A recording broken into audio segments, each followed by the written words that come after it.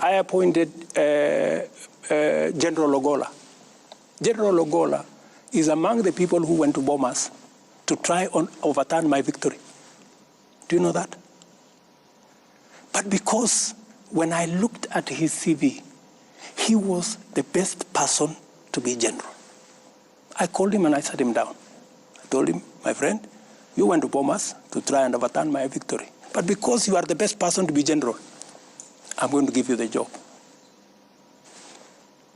That is how it works with me.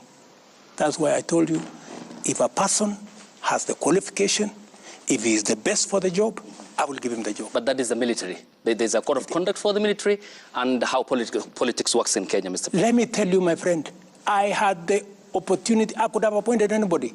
I had, I think, 10 choices.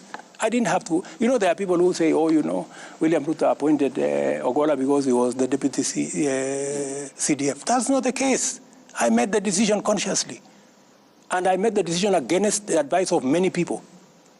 Many people told me, you should not give this, you should not reward this kind of behavior. Okay. But, you know, I also must be sensitive. What exercised my mind? This gentleman has a good track record. And in fact, when I spoke to him,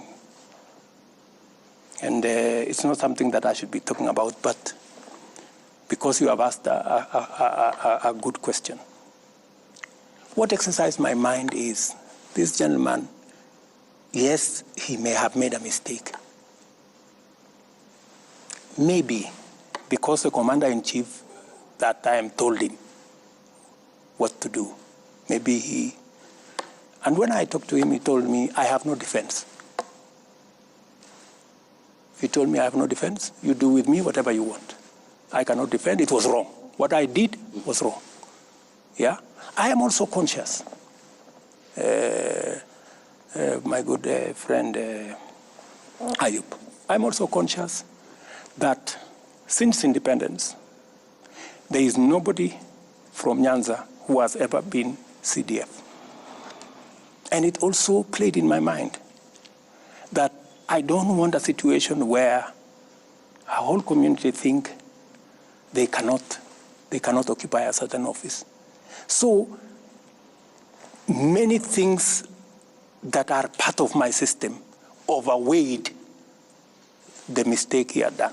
Okay. You know? So I want to tell you that I make very sensitive appointments. I make very deliberate appointments.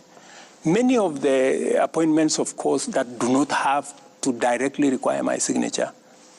Many of these managing directors, I don't know who, they are interviews all over the place. Okay. You know, so, and when a panel decides, for example, I was brought a panel that interviewed the CEO of museum. And just by coincidence, you know, the person who became #1 was my classmate. And I never even asked anybody to assist her. So when it came to me, I told my friend, you know, if she's the best, she was a lady,